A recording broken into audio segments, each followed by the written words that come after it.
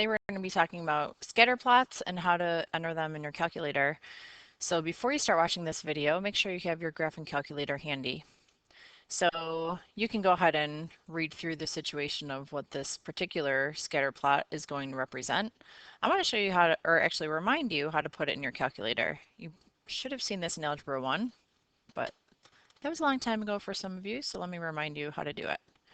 We're going to go ahead and turn the calculator on, go to Stat, Edit, and we're going to put the left column under L1, the right column in L2. If the table is not set up vertically, if it's horizontal, it's usually the top row under L1 and the bottom row under L2, but basically you want to figure out which is the X value or the independent variable and which is the Y value or the dependent variable. So I'm going to go ahead and enter this column under L1, and I highly recommend you do the same as you're watching this. So I'm going to go ahead and put these in.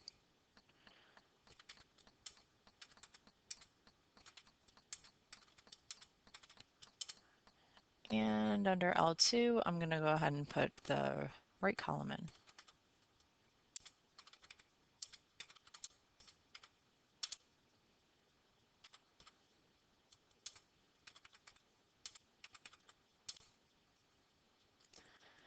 I always double check to make sure my numbers are correct because one wrong number is going to throw everything off. So just make sure you double check. Take the few seconds it takes to double check your numbers. So now I want to see the actual scatter plot. So I'm going to go to second, y equals, enter to get into plot 1. I'm going to hit enter again to highlight on. As far as the type, that's exactly the type I want, is the scatter plot. And everything else looks good. I'm going to pull my X list from L1, my Y list from L2.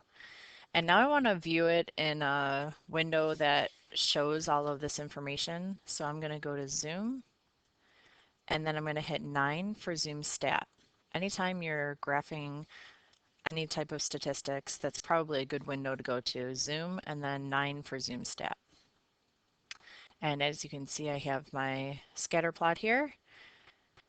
A few things that you can do here, if you go to Trace and you arrow to the right and to the left, it'll show you what the different ordered pairs are. And then from here, although this particular example is not asking us to do it, I want to remind you how to get a linear regression equation from this information. So I'm going to go to Stat, arrow over to Calc, and I want the linear regression. We're going to be talking about some other types of regressions as well, but for now we're just concerned with the linear regression. And what that means is it's going to give us an equation for a line, basically a line of best fit that would follow through the middle of these points if we were to draw it. And so I'm going to hit 4 for linear regression. And I'm just going to go ahead and check to make sure everything is what I want it to be. I'm pulling the X list from L1, Y list from L2, and I can always store the regulation in Y1 if I want to see a graph of this equation. Some of you may not have this option if you have an older model or not the most recent operating system in your calculator, but I'm going to go ahead and click on vars, arrow over to yvars, go to function, and then click on Y1. You can certainly rewind if you didn't catch that. And I'm going to go to calculate. So let me just explain what you're looking at here. It gives you the general form of an equation for a linear function. A is, we're just going to substitute A for A, substitute B in for B. General rule of thumb is to round to 3 decimal places. So I would say if we're going to go ahead and write this out, here's what it's going to look like. All right, let me pull that back up.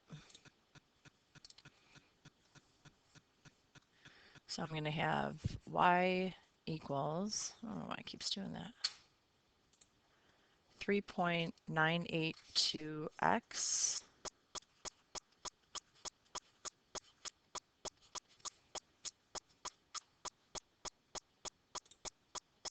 minus 35.809.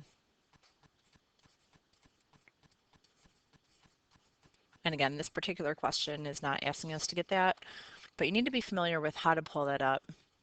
Now, if we go back in the calculator and go to y equals, we can see it automatically stored that equation in there using all of the decimal places. And if we go back to graph, we can see how that line fits into all of these points.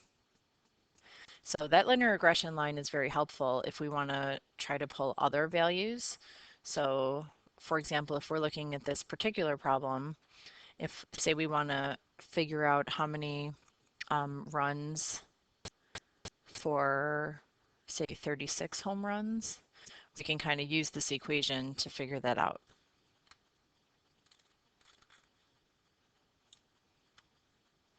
So here's the next one I want you to try, and I really just want a quick sketch of this in your notebooks. You're going to follow the same procedure. You're just going to type all these values in for L1, type these values in for L2, and just come up with a scatter plot from there. And what I'd like you to do for this one is not only come up with the scatter plot, but also come up with a linear regression equation. Like I said, go ahead and rewind if you need to figure out what those steps are again. All right, good luck. See you in class.